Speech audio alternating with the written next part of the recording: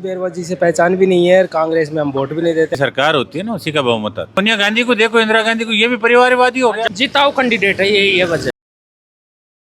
दौसा विधानसभा चुनाव की यात्रा के अगले पड़ाव में हम आगे बढ़े हैं। तो दौसा से जयपुर की तरफ जो सड़क जा रही है, हम आगे गाँव की तरफ जा रहे हैं। तो यहाँ पे सड़क के किनारे एक थड़ी है, यहाँ पर कई सुधीजन बैठे हुए हैं, नौजवान भी हैं, बुजुर्ग भी हैं। काफी रोचक ढंग से बात कर रहे थे। ऑफ द कैमरा तो लोगों से बात करते हैं, जानने की कोशिश करते हैं। तो क्या माहौल लग रहा है इस बार? माहौल दोनों का ही बढ़िया, फर्स्ट क्लास। दोनों का ही फर्स्ट क्लास। जीतेगा तो एक ही। अब जीतेगा तो ये तो किस्मत की, पब्लिक के ऊपर है, पर अभी फिलहाल दोनों एक है, बरोबर। दमदारी किसमें ज्यादा लगे? सारी तो ऐसे तो कोई जजमेंट कर नहीं सकते, वो आप सब अपने अपने दमदार बता रहे हैं। अब ये तो पब्लिक बताएगी 23 तारीख को अब किसका क्या है। 13 तारीख को वोट पड़े। नहीं, वोट तो 13 को पड़ेंगे, पर रिजल्ट 23। बाकी दोनों ही कैंडिडेट सही है। पर ये दौसा सीट जो थी जनरल सीट थी, और शंकरलाल शर्मा जी की ब्राह्मण मतलब बीजेपी को थोड़ा सा वो करते थे, लेकिन दोनों ही पार्टियों ने जनरल को टिकट नहीं दिया। उन्होंने एससी को दे दिया और उन्होंने एसटी को दे दिया। पर क्या जो अधिकारी है, चुनाव आयोग क्या, वो मतलब पार्टी के कार्यकर्ता किसको क्या, उनको सारा हमसे ज्यादा वो जानते हैं। भाई कौन सीट निकालेगा, वो अपने अपने पार्टी उसके हिसाब से टिकट देती है। जनरल से उससे क्या मतलब है? जो काबिलियत है, जो सीट निकालने वाला, चाहे बीजेपी और कांग्रेस, सब अपने अपने दावेदारों को देते हैं जिसमें भरोसा हो, क्योंकि वहाँ भी मंथन करके टिकट देते हैं। ऐसे थोड़ी आप जिसको टिकट देते हैं। मिली जुली बात है। हाँ सही है, वो बता रही है। सही है, जजमेंट नहीं बैठ रहा कौन निकल रहा है। ऐसे जगमोहन जी के चांस है। जगमोहन जी की चांस ज्यादा है। इसी बार थोड़ा 19 पड़ रहे हैं। हाँ, कोई खास वजह है ये डॉक्टर किरोड़ीलाल मीणा की वजह से या बीजेपी की वजह से? डॉक्टर साहब जी की वजह से मान लो, बीजेपी की तरफ से। लेकिन ऐसा कह रहे हैं कि जनरल वोट तो डीसी वेरवा की तरफ शिफ्ट हो रहा है, क्योंकि शंकरलाल शर्मा जी का टिकट कट गया। ऐसा नहीं है। अब 10-15% आउट चल जाए, वो तो हमेशा जाता है, नहीं ज्यादा ऐसा नहीं। ये व्यक्तिगत तौर पर डीसी वेरवा जी कैसे व्यक्ति हैं? अपन से तो जानकारी है नहीं उनकी। फील्ड में रहते हैं, लोगों के भी जाते जाते हैं? नहीं, मैं नहीं जाता हूँ। नहीं, वो जो डीसी वेरवा जी। हाँ, जाते होंगे फील्ड में।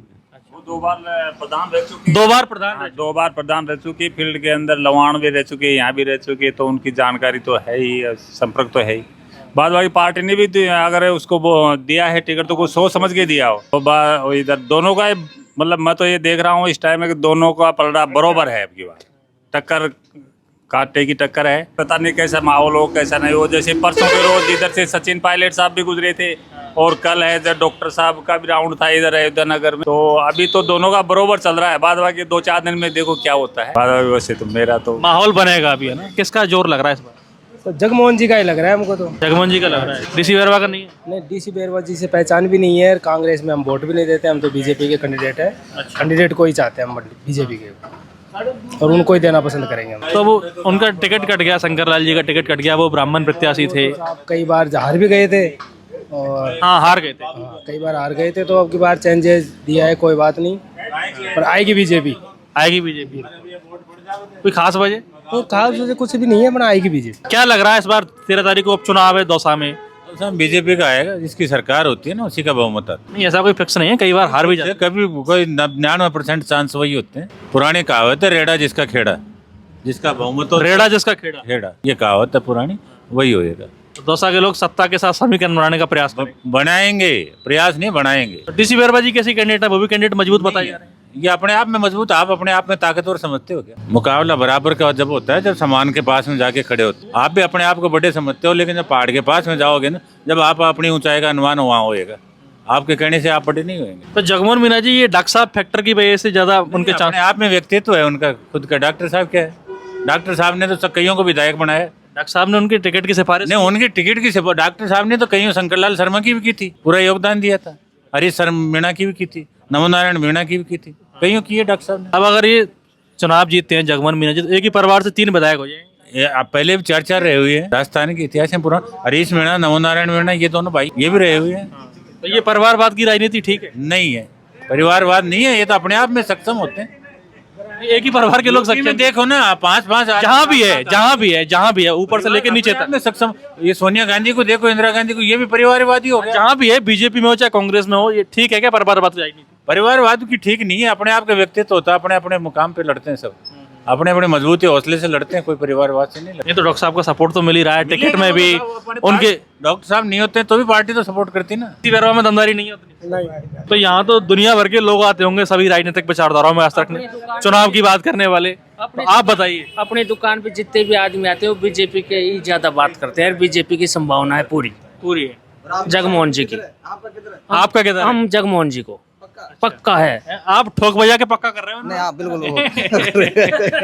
खास वजह क्या है जगमोहन मीना जी को वोट देने की? जिताऊ कैंडिडेट है, यही है वजह। आदमी दमदार है, बीजेपी की सीट निकाल लेगा ये। मुरारीलाल मीना जी 3 बार एमएलए रहे थे, 2 बार तो लगातार रहे थे, 1 बार उससे पहले रहे थे। उनका कामकाज कैसा था? अच्छा था। बाकी किरोड़ी लाल जी का उनसे भी बेहतर रहेगा, जगमोहन जी का। चलिए, ये दौसा की बातचीत है, लोग थोड़े से अलवेले किस्म के लोग हैं, खुल करके बात करते हैं। आइए और लोगों से बात करेंगे। क्या कह रहे हैं वो डॉक्टर को देंगे? वो तो अब अलग अलग पार्टी के तो देंगे, अलग अलग ही देंगे। आपको क्या लग रहा है किसका माहौल ज्यादा? माहौल तो सब क्या बताएं, माहौल तो बराबर सी लग रहा है। हाँ, अभी तय कर पाना मुश्किल है कि किस तरफ। पब्लिक तय करना मुश्किल है। जनरल जो वोट है सवर्ण जातियों का, वो कुछ चुनाव को मोड़ेगा, किधर उनका झुकाव रहता है? जनरल वाले भी अभी तो अलग अलग माहौल बना रखे हैं। वो भी कोई कांग्रेस दे रहा है, कोई बीजेपी को दे रहा है। जनरल तो पारंपरिक रूप से बीजेपी का वोट रहा है, वो रहा, पर अब के उनका माहौल थोड़ा अलग लग रहा है। दाएं बाएं भी हो सकते हैं। हाँ, दाएं बाएं भी हो सकते हैं। डीसी बैरवा जी कैसे कैंडिडेट हैं वैसे? डीसी बैरवा जी अच्छे हैं, पर पब्लिक का कौन क्या करे। कोई विशेष वजह है कि डॉक्टर साहब के नाम पे या बीजेपी पार्टी के नाम पे? नहीं, बीजेपी को नहीं, मैं डॉक्टर नहीं दूंगा साहब, भारतीय इतना ही करना है। तो मीणा तो कांग्रेस का मतलब पारंपरिक रूप से यहाँ पे मीणा कांग्रेस को वोट करते आए, इस बार मूड बदल रहे हो क्या? नहीं, ये सिंगल वोट भी क्या है। कई बार कांग्रेस को दिए थे, कांग्रेस में अब की बार बीजेपी में देंगे। हम कैंडिडेट देख के दे रहे हैं हम लोग। मुरारीलाल जी खुल के प्रचार नहीं कर रहे हैं क्या डीसी बैरवा जी का? प्रचार तो वो भी कर रहा है, प्रचार तो उनके पार्टी का आदमी प्रचार तो करेगा वो। अभी वो कह रहे थे कि मीणाओं के गाँव में गए थे, लेकिन खुल के नहीं बोला कि वोट दो कि नहीं दो। नहीं, ऐसे कैसी बात है। पार्टी के आदमी तो बोलते हैं, वो तो पार्टी के आदमी बोलेंगे। वो तो सरकार बीजेपी की है ऊपर। सरकार तो खैर बीजेपी की है। खैर तो सत्ता के साथ समीकरण बैठाने का प्रयास करोगे? ये तो पता नहीं है सर, आपका क्या रहेगा? मेरी तो क्या राय है, सब बराबर ही है, तो चल रहा है बस। अच्छा, माहौल देख के वोट डाल दोगे? बस जिसका माहौल होगा उसको। हाँ जी।